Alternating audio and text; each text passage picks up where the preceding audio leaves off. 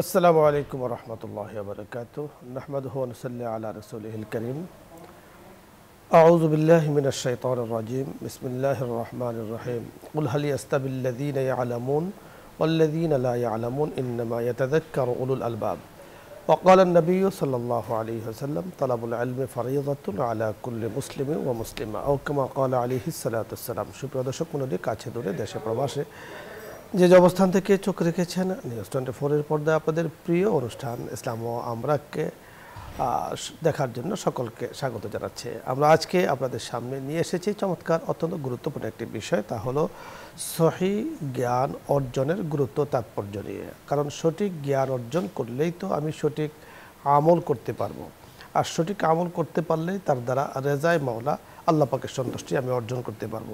এজন্য সহিহ জ্ঞান অর্জন করার জন্য, দ্বীনের সঠিক বুঝের জন্য আল্লাহ রাব্বুল কারীমের কাছে দোয়া করতে হয়, আল্লাহুম্মা ফাক্কিহনা ফিদ-দীন ওয়া আল্লিমনা ইলমাল কিতাব। আল্লাহ, আপনি আমাদেরকে দ্বীনের ইসলামের সঠিক জ্ঞান দান করুন, সঠিক বুঝ দান করুন এবং কিতাবুল্লাহর ইলম দান করুন। কারণ কোরআনে কারীমের ইলম অনুযায়ী আমল তারাই করতে পারেন যারা আল্লাহ রাব্বুল কারীমের কাছ থেকে হেদায়েত প্রাপ্ত হন। কারণ আমরা দেখেছি অনেকে কোরআনের যে শব্দগুলো আছে সেগুলো পারে, বাট আল্লাহ পাকের পক্ষ থেকে হেদায়েত না থাকার কারণে চলা তার পক্ষে সম্ভব হয় না। এজন্য আল্লাহ তাআলার কাছে দোয়া করতে হয়, চেয়ে নিতে হয় যে আল্লাহ, আপনি আমাদেরকে দ্বীনের সঠিক জ্ঞান দান করুন। আজকে এ বিষয় নিয়ে কথা বলবেন আমাদের সাথে বিশিষ্ট ইসলামী চিন্তাবিদ, মিডিয়া আলোচক, সুবক্তা।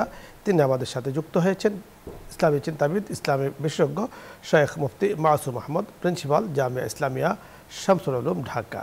মোহতারাম, আজকে আমরা যে বিষয় নিয়ে কথা বলবো, আমরা মোহতারামের কাছে জানতে চাবো যে সহিহ ইলম আসলে কাকে বলা হয়, সহিহ ইলম অর্জন করার গুরুত্ব তাৎপর্য কী, প্রয়োজনীয়তা কী। রাসূল আকরাম সাল্লাল্লাহু আলাইহি সাল্লাম বলে দিয়েছেন, তালাবুল ইলমি ফারিযা, তোমাদের জন্য ইলম অন্বেষণ করা ফরজ। এটা কোন ইলম? ইলম অর্থ আমরা জ্ঞান বুঝি। রাসূল আকরাম সাল্লাল্লাহু আলাইহি সাল্লাম বলে দিয়েছেন, আল ইলমু নূরুম মুক্তাবাসুম মিন মিশকাতি মাসাবিহিন নবুওয়া, যে ইলম হলো এমন একটি বিষয় যা রাসূল আকরাম সাল্লাল্লাহু আলাইহি সাল্লামের সিনা মোবারক থেকে বের হয়েছে। সেখান থেকে হযরত সাহাবাই কেরাম পেয়েছেন, সেখানে তাবেঈন পেয়েছেন, সেখানে অন্যান্য উলামায়ে কেরাম পেয়েছেন। তো আজকে মোহতারামের কাছে আমরা জানবো যে মোহতারাম মুফতি মাসুম আহমদ, যে সহিহ ইলম, সঠিক ইলম, সঠিক জ্ঞান অর্জন করা গুরুত্ব এবং তাৎপর্য।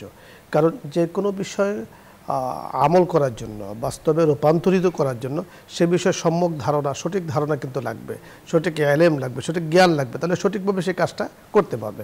আপনার কাছে আমরা এই সম্পর্কে আলোচনা শুনবো। চমৎকার বিষয়। আলহামদুলিল্লাহ, আলহামদুলিল্লাহ ওয়া কাফা ওয়া সালামুন আলা ইবাদিহিল্লাযীনা ইসতাফা, আম্মা বা'দ। খুব চমৎকার এবং সুন্দর একটি বিষয় আপনি আজকে আলোচনায় এনেছেন, এজন্য আপনাকে আন্তরিক ধন্যবাদ। এবং খুব প্রয়োজনীয় একটি বিষয়। জ্ঞান, এটা মানুষের জীবনে যত যা কিছু আছে সবচাইতে বড় দামি জিনিসের একটি হলো জ্ঞান। এখন সেই জ্ঞান আমরা নানান মাধ্যমে, নানানভাবে এবং নানান কাজের জন্য আমরা উপার্জন করে থাকি, অর্জন করে থাকি।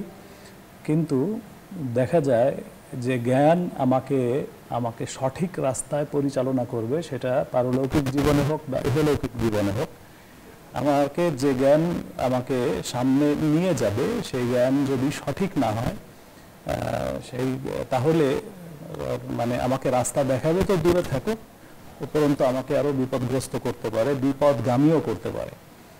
এজন্য সে জ্ঞান জাগতিক জ্ঞান হোক বা দ্বীনি বা ধর্মীয় জ্ঞান হোক, সব ক্ষেত্রেই এটার গুরুত্ব অত্যাধিক বেশি। যে কারণে আমাদের যারা আইম্মায়ে মুজতাহিদিন ছিলেন, আইম্মায়ে মুহাদ্দিসিন ছিলেন, যারা হাদিস শাস্ত্র বিশারদ ছিলেন, তারা শুধুমাত্র সঠিকতার যাচাইয়ের জন্য হাদিস শরীফ যে আমার কাছে যেটা আসতেছে সেটা যেন সঠিক হয়, এই সঠিক বিষয়টি নিশ্চিত করার জন্য তারা এটার সূত্র বা পরম্পরা যেটাকে বলে সেটাকে এত বেশি গুরুত্ব দিতেন, এবং যিনি সংবাদটা পৌঁছাইতেছেন তার প্রশ্নে এত বেশি সতর্ক থাকতেন যে ওই ব্যক্তিটা সত্য এবং সঠিক বলবে কিনা, সে কোনোভাবে তার কাছে আসলে সঠিক বলার মতো তার নিজের যোগ্যতা আছে কিনা, এবং তার কাছে সত্যতা উপস্থাপন করার মতো সৎসাহস এবং সততা আছে কিনা।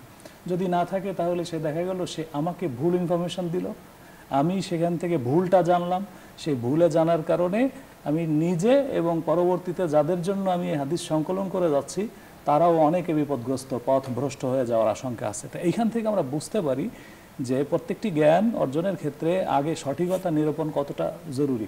এখন যদি জাগতিক প্রশ্নে আসি, যদি একেবারে একটা কনস্ট্রাকশনের জ্ঞানের কথাও যদি বলি, সেটা যদি আমি সঠিকভাবে সেটা অর্জন না করি, সঠিকভাবে যদি সেটা বিশ্লেষণ না করি, তাহলে দেখা যাবে এটার বিপরীতে এমন মারাত্মক ক্ষতির সম্মুখীন আমি এবং আমার সমাজ হতে পারে। ঠিক এমনিভাবে যদি রাজনৈতিক প্রশ্নে আসি, রাষ্ট্র পরিচালনার, রাষ্ট্র নীতি নির্ধারণের প্রশ্নে আসি, সেক্ষেত্রে যে সঠিক পন্থা এবং সঠিক জ্ঞানের পথে যদি আমরা না চলি, তো দেখা যাবে সে আমরা অনেক বড় বিপদগ্রস্ত হয়ে যেতে পারি। যে কারণে কোরআন এবং সুন্নাহর আলোকে সবচাইতে সঠিক জ্ঞানের উপরে গুরুত্ব দেওয়া হয়েছে। প্রথমত হলো সঠিক জ্ঞান, দ্বিতীয়ত হলো উপকারী জ্ঞান। এখন দেখা যাবে যে আমরা অনেক কিছু এরকম জানি যেটা আমাদের না দুনিয়ার কোনো উপকারে আসে, না কোনো পরকালীন জীবনে তার কোনো উপকার রয়েছে, তার পক্ষে কোনো প্রমাণ নেই। যদি এই জন্য হাদিস শরীফের মধ্যে আসছে, রাসূল আকরাম সাল্লাল্লাহু আলাইহি ওয়াসাল্লাম দোয়া করতেন যে ইলমে নাফি', এমন জ্ঞান যে আমার জন্য যেন উপকারী হয়। আর উপকারী হতে গেলে তার জন্য শর্ত হলো অবশ্যই সঠিক হতে হবে। কারণ অঠিক জ্ঞান বা ভুল বুঝাবুঝি বা মানে কি বলে বিভ্রান্তিকর কোনো তথ্য কখনো কখনো সুফল বয়ে আনতে পারে না। আমাদের সমাজে মাঝে মাঝে দেখা যায় আমরা অনেক সময় এই সঠিক তথ্য বা সঠিক না, আপনি যথার্থ বলেছেন যে এই যে ইসলামের দ্বীনের যে আল্লাহ রাব্বুল আলামিন বিশাল একটা বিষয় দিয়েছেন, আমরা যদি দুনিয়ার উপমা হিসাবে এটাকে বুঝতে চাই যে মানে দুনিয়ার মধ্যে সবচাইতে মানে দ্রুত বা সবচাইতে উন্নত মানের যে আকাশ যান যেগুলো আছে, তো এগুলো যদি কেউ না জেনে চালায় তাহলে তার কিন্তু বিশাল এমনভাবে তার ক্ষতিগ্রস্ত হবে যেটা আসলে ভাষায় প্রকাশ করার মতো না। ঠিক ইসলামের যে বিষয়গুলো আছে, এই যে ইসলামের যে মহা একটা বাহন, এটাকে চালাতে হলে, চলতে হলে অবশ্যই তার সঠিক জ্ঞান লাগবে। রাসূল আকরাম সাল্লাল্লাহু আলাইহি ওয়াসাল্লাম যেইভাবে বলেছেন, সাহাবাই কেরাম যেভাবে বলেছেন, সেগুলোর সঠিক জ্ঞান কিন্তু অর্জন করতে হবে। আপনি চমৎকার বলছিলেন দর্শক মণ্ডলী, রাসূল আকরাম সাল্লাল্লাহু আলাইহি ওয়াসাল্লাম বলেছেন, না জেনে যদি কোনো কিছু ফয়সালা কেউ দেয় তাহলে সে নিজেও পথভ্রষ্ট হচ্ছে, অন্যদেরকেও পথভ্রষ্ট করছে। তাই কখনো জানা আর যারা জানে না তারা কখনো সমান হতে পারে না। আল্লাহ তাআলা পবিত্র কোরআন হাকিমে বলে দিয়েছেন, হাল ইয়াস্তাবিল্লাযীনা ইয়ালামুন ওয়াল্লাযীনা লা ইয়ালামুন, যারা জানে আর যারা জানে না তারা কখনো সমান হতে পারে না। ইন্নামা ইয়াতাযাক্কারু উলুল আলবাব, কোরআন দ্বারা, হাদিস দ্বারা, দ্বীন দ্বারা তারাই জ্ঞান অর্জন করেন, তারাই সমঝ অর্জন করেন, তারা খাউফ অর্জন করেন যারা উলুল আলবাব, জ্ঞানীদেরকে বলা হয়েছে। অর্থাৎ সঠিক জ্ঞান আল্লাহ রাব্বুল কারীমের কাছে সবসময় চাইতে হবে। আর এই জ্ঞানের ধারা কতটুকু, জ্ঞানের পরিমাণ কতটুকু, আসলে সেটা রব্বুল আলামিন ছাড়া আর কেউ জানেন না। এই জন্য আল্লাহ তাআলার কাছে বলা, আল্লাহ দ্বীনের উপরে চলতে গেলে, দ্বীনের উপর দ্বীনি কাজ করতে গেলে যত জ্ঞান দরকার, সঠিক ইলম দরকার, সেটা আপনি আমাকে দান করুন, সেটা আমাকে দান করুন। বলা হয়েছে, আল্লাহ রাসূল বলেই দিয়েছেন যে যতটুকু না হলেই নয়, ততটুকু শিখতে হবে, এটা ফরজ। তালাবুল ইলমি ফারিদাতুন আলা কুল্লি মুসলিমি ওয়া মুসলিমা, প্রত্যেক নরনারীর উপরে নামাজ কাকে বলে, নামাজ পড়া, ইসলামের 5টি স্তম্ভের উপরে যথাযথভাবে থাকা, এটাকে শিক্ষা করা তার উপরে কিন্তু ফরজ। এখন মুস্তাহাব সুনান যেগুলো আছে, যেগুলো করলে অনেক সওয়াব, না করলে তেমন একটা গুনাহ নেই, এগুলোর ক্ষেত্রে কিছুটা ছাড় আছে। বাট অবশ্যই আপনাকে ফরজ ইলম যেটা, ওয়াজিব ইলম যেটা, সেটা কিন্তু আমাদেরকে অর্জন করতে হবে এবং সঠিকটা অর্জন করতে হবে। সঠিক মানুষের কাছে যেতে হবে, সঠিক পন্থা পদ্ধতি অবলম্বন করতে হবে। আল্লাহ রাব্বুল কারীম আমাদেরকে কথাগুলো বোঝার তৌফিক দান করুন। দর্শক মণ্ডলী, আলোচ্য বিষয় নিয়ে যদি আপনাদের কোনো প্রশ্ন থাকে, কোনো মাসলা মাসাইল জানার প্রয়োজন হয়, আপনি প্রশ্ন করুন, আমরা চেষ্টা করব কথা বলার জন্য। আসসালামু আলাইকুম ওয়া রাহমাতুল্লাহ। দর্শক নাম বলে পরিচয় দিয়ে প্রশ্ন করুন।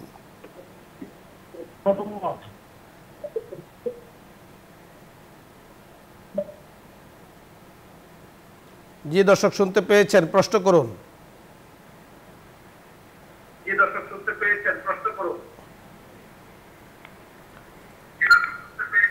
সম্ভবত আপনি চেষ্টা করছেন, কানেকশন পাচ্ছেন। ওয়ালাইকুম আসসালাম ওয়া রাহমাতুল্লাহ। জি প্রশ্ন করুন।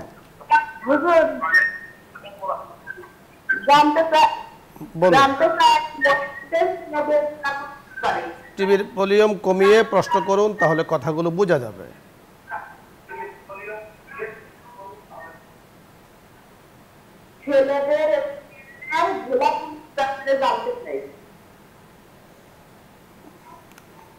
আওয়াজ পরিষ্কার হচ্ছে না। আওয়াজ পরিষ্কার নয়, কিছুই বোঝা যায়নি। ছেলেদের কি যেন জানতে চেয়েছেন আমরা বুঝতে পারিনি। পরের দর্শক, আসসালামু আলাইকুম ওয়া রাহমাতুল্লাহ।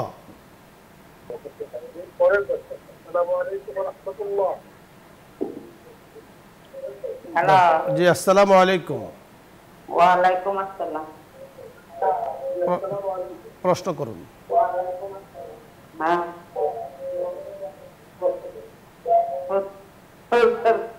আমি আর একটা প্রশ্ন আছে। টিভির ভলিউম কমিয়ে কথা বলুন।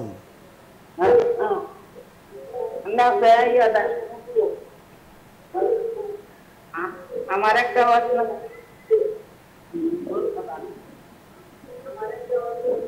বলুন, প্রশ্ন বলুন। প্রশ্নটা আছে। আমার তো একজনে আনামত ছেলেটা হাতে ওটা আমার ছেলে লয়ে গেছে, ওটা লয়ে গেছে। পরে আমি কি হচ্ছে, বেটি মারা গেছে। যখন মারা গেছে তখন আমি কি হচ্ছে, মসজিদের কাজ করাইছে, এটার মেরে দিয়েছি। ঠিক হবে কিনা ধন্যবাদ। আমরা যতটুকু বুঝতে পেরেছি, আমরা আলোচনা করছি, কিছুটা বোঝা গিয়েছে। বুঝতে পেরেছেন। কিছু টাকা ওনার কাছে অন্য কারোর পাওনা ছিল, উনি মারা গেছেন। মারা গেলে সেই টাকাটা ওনারা তাকে তো আর দিতে পারেননি, একটা মসজিদে দান করে দিচ্ছেন, যতটুকু বোঝা গিয়েছে বুঝলাম।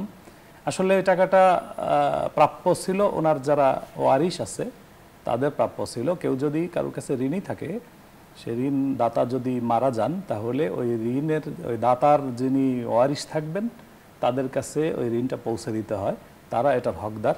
তা আপনি যেহেতু এটা জানেন না, তারা এসে দাবি করলে আপনাকে এটা পরিশোধ করতে হবে। আর যেহেতু আপনি মসজিদে দান করছেন, তার জন্য সওয়াবের নিয়তে দান করছেন, উনি সওয়াব পাবেন।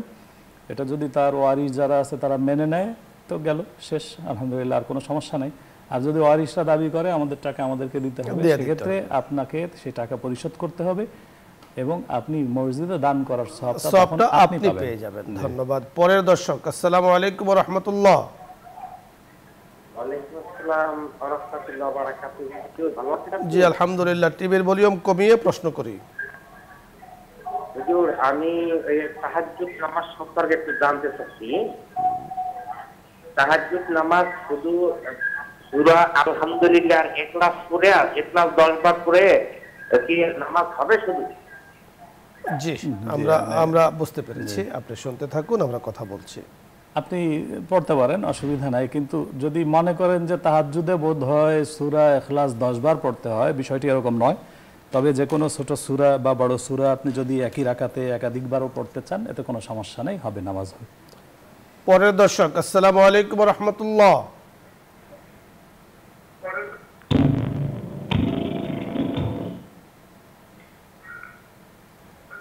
জি দর্শক, টিভির ভলিউম কমিয়ে প্রশ্ন করি। হ্যালো, আসসালামু আলাইকুম। ওয়ালাইকুম আসসালাম। হুজুর, এই টয়লেটের ডিলা কুলুপ ব্যবহার হবে, টয়লেটে করতে পারবো? জি, আমরা বুঝতে পেরেছেন। টয়লেটে ডিলা কুলুক ব্যবহার করবেন কিনা। তো ডিলা কুলুক তো আসলে সেখানেই ব্যবহার করতে হবে। হ্যাঁ, ব্যবহার করতে হবে। আর ঢিলা কুলুকের বিকল্প তো আজকাল টয়লেট পেপার যেটা আছে, টিস্যু পেপার বা টয়লেট পেপার, এগুলি ব্যবহার করতে হবে। এবং এগুলি ব্যবহারের দ্বারাই এটা যে ব্যবহারের যে সুন্নাহ আমল আছে, সেই সুন্নাহ আমল হয়ে যাবে এবং সওয়াব পাওয়া যাবে।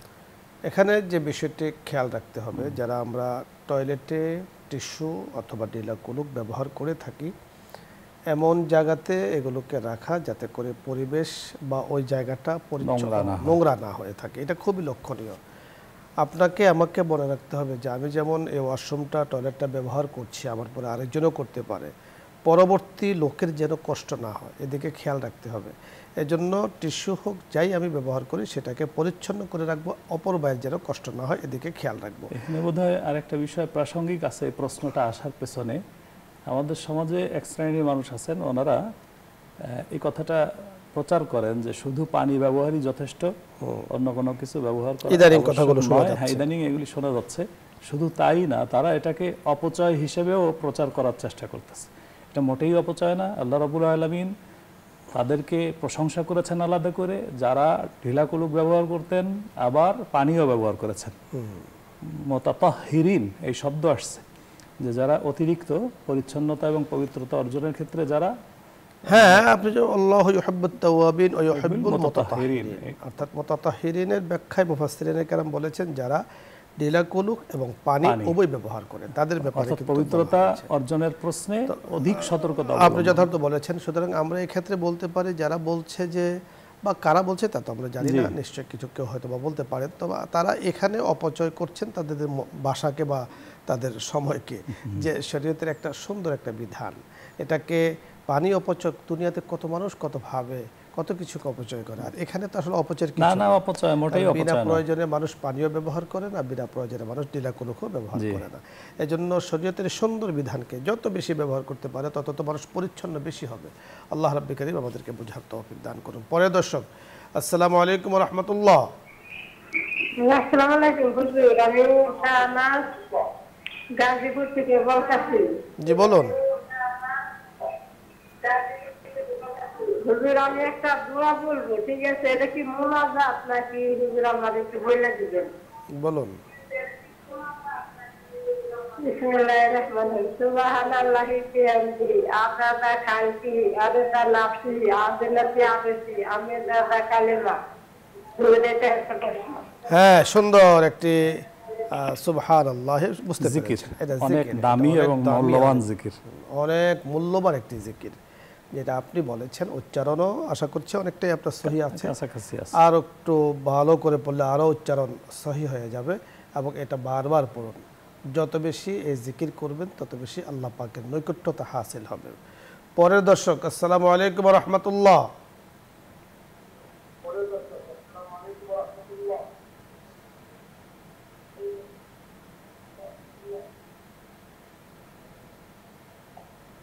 পরের দর্শক, আসসালামু আলাইকুম ওয়া রাহমাতুল্লাহি ওয়া বারাকাতুহু। দর্শক শুনতে পেয়েছেন? জি, প্রশ্ন করুন। ওয়া আলাইকুম আসসালাম ওয়া রাহমাতুল্লাহ। প্রশ্ন করুন। যে আমার হচ্ছে আমার মেরুদণ্ডের সমস্যা, আমি বসে থেকে নামাজ পড়ি, সেক্ষেত্রে আমাকে নামাজ হবে কিনা?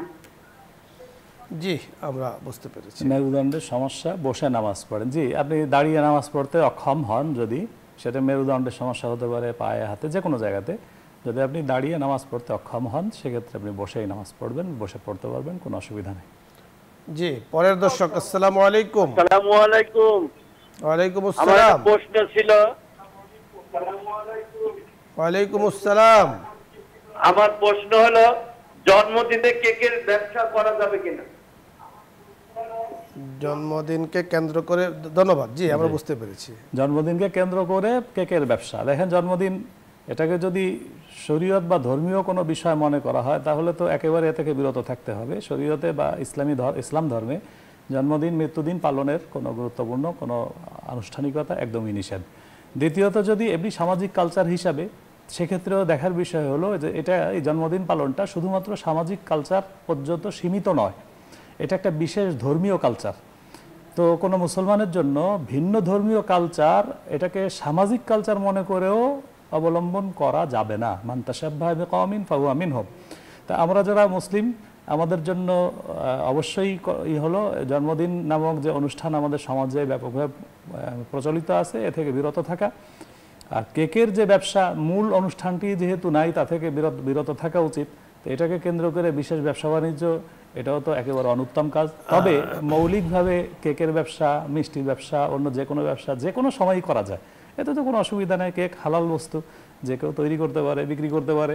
আপনি চমৎকার বলেছেন, মানে কেক ব্যবসা তো নিষেধ নয়, অর্থাৎ ব্যবসা তো হালাল, আল্লাহ রাসূল সাল্লাল্লাহু আলাইহি ওয়াসাল্লাম করেছেন এবং উদ্বুদ্ধ করেছেন। বাট যে কোনো বিষয়কে শরীয়তের রং দেয়া, এটাতে সমস্যা। কারণ কেক আপনি ব্যবসা করবেন, আপনি পাউরুটির ব্যবসা করবেন, আপনি ব্যবসা করে যাচ্ছেন, কিন্তু এটাকে ইবাদত মনে করা এবং এটা না করলে গুনাহগার হবে, এটাকে এই রূপটা কিন্তু আসলে শরীয়তে যেটা নিষেধ করেছে সেটাকে থেকে দূরে থাকতে হবে। হালাল ব্যবসার মধ্যে সবসময় করতে হবে। যেহেতু একটা কুসংস্কার অথবা ভুল প্রচলন সমাজে আছে, এর রেওয়াজকে বন্ধ করার জন্য এই ধরনের কাজ থেকে দূরে থাকা। মোহতারাম, ধন্যবাদ আপনাকে। দর্শক মণ্ডলী, আপনাদের সকলকে আজকের এই সুন্দর আয়োজনে আপনারা শরীক হয়েছেন, আপনাদেরকে ধন্যবাদ জানাচ্ছি। তবে আল্লাহ রাব্বুল কারীমের কাছে আমরা যে বিষয়টি বারবার বলছি, এই যে প্রশ্নগুলো আপনারা করেছেন, এই যে ধর্মীয় উৎসব পালন করা, জন্ম উৎসব, মৃত্যুবার্ষিকী, এই ধরনের এই সকল ক্ষেত্রে অবশ্যই দ্বীনের সঠিক জ্ঞান দরকার, সঠিক বুঝ দরকার। সঠিক জ্ঞান, সঠিক বুঝ যদি আল্লাহ পাক আমাকে দিয়ে দেন, তাহলে আলহামদুলিল্লাহ অন্তত আমরা কুসংস্কার থেকে, বেদাত থেকে, শিরক থেকে দূরে থাকবো। আল্লাহ পাক দূরে রাখবেন। আল্লাহ তাআলা আমাদেরকে কথাগুলো বুঝে তৌফিক দান করুন। সকলকে ধন্যবাদ জানিয়ে, মোবারকবাদ জানিয়ে আজকের অনুষ্ঠান শেষ করছি। আসসালামু আলাইকুম ওয়া রাহমাতুল্লাহি ওয়া বারাকাতুহু। দোয়া হবে দুরূদ ইস্তিগফার পড়ি। আল্লাহুম্মা সাল্লি আলা সাইয়্যিদিনা আস্তাগফিরুল্লাহ আস্তাগফিরুল্লাহ আস্তাগফিরুল্লাহ। মুহতারাম দোয়া করে দিন।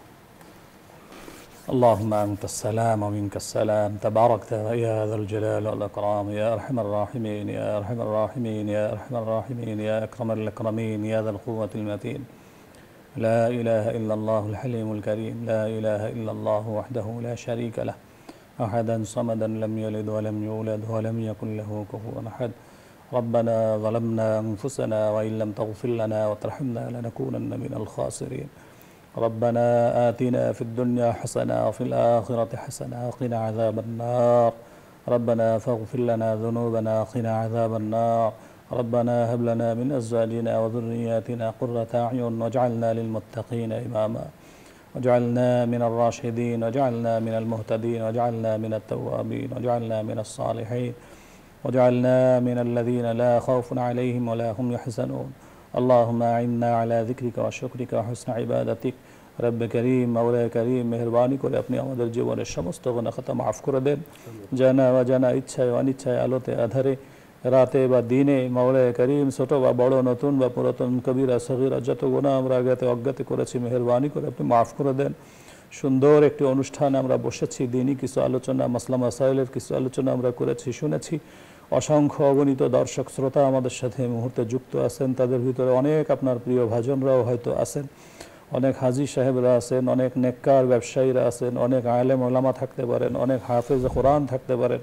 মাওলা করিম যাকে ওসিলা করে আপনি, যাকে আপনার পছন্দ তার ওসিলা করে আপনি মেহেরবানি করে আমাদের জীবনের সমস্ত গুনাহ খাতা মাফ করে দেন।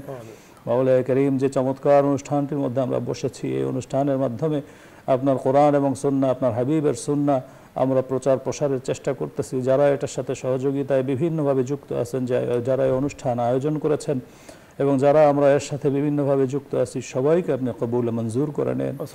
ওয়া সাল্লাল্লাহু আলা নবিয়িল কারীম ওয়া আলিহি ওয়া সাহবিহি আজমাইন। আমিন ওয়া রাহমাতিকা ইয়া আরহামার রাহিমিন।